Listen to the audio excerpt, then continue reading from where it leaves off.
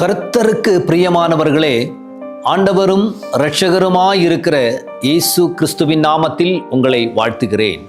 இந்த காலை நேரத்தில் உங்களோடு தேவ வசனத்தை பகிர்ந்து கொள்ளும்படி கர்த்தர் எனக்கு கொடுத்த நல்ல நேரத்திற்காய் தேவனுக்கு நன்றி செலுத்துகிறேன். இந்த வார்த்தை உங்களை ஆசீர்வாதமாக மாற்றும்படிக்கு நான் ஜெபிக்கிறேன்.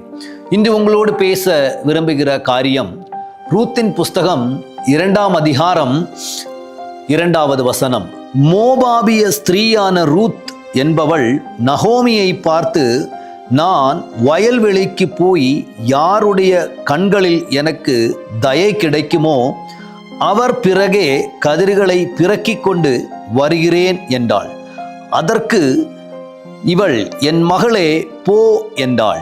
பிரியமானவர்களே, இங்கே ரூத்தை பற்றி எழுதப்பட்டிருக்கிறது. யார் கண்களில் தயை இருக்கிறதோ அந்த இடத்தில் நான் போய் வயலில் போய் பிறக்கிக் கொண்டு வருகிறேன் என்று சொல்லி அவள் தன் மாமியாரிடம் சொல்லிக் கொண்டு போகிற ஒரு வேத பகுதியை இங்கே பார்க்கிறோம்.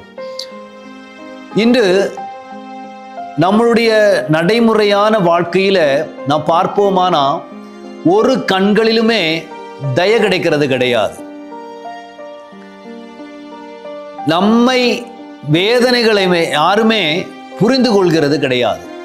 இந்த மோபாபு ஸ்திரீ ரூத்தானவள் ஃபர்ஸ்ட் டைம் அந்த ஊருக்கு வந்திருக்கிறான், அந்த இடத்துக்கு வந்திருக்கிறான். இவளை பற்றி யாருக்குமே தெரியாது. ஆனா இவளுடைய சூழ்நிலையும் யாருக்குமே தெரியாது. வீட்டில் சாப்பிடுறதுக்கு ஒண்ணுமே இல்லை. சூழ்நிலை வீட்டில் ரொம்ப மோசமா இருக்கிறது. என்ன பண்ணலாம், ஒரு வழியும் கிடையாது. அப்படி இருக்கிற ஒரு சூழ்நிலையில யார் கண்ணிலேயாவது ஒரு தயை கிடைக்குமா அப்படின்னு அந்த ரூத்து தன் மாமியாரிடத்தில் சொல்லி வயல்வெளிக்கு கடந்து போகிறதை நாம் பார்க்கிறோம். அங்கே வேதம் வாசிக்கும் பொழுது சொல்லப்படுகிற ஒரு காரியம், அவள் பாக்கியவசால் அவள் போபஸின் வயலிலே சென்றாள் என்று நமக்கு காணப்படுகிறது.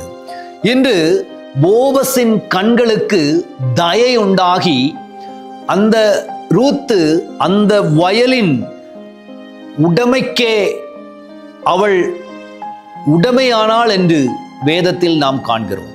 அது மட்டுமல்ல, வேத புஸ்தகத்தில் அவளுடைய பெயரும் குறிப்பிடப்பட்டத்தக்கதாக இருக்கிறது.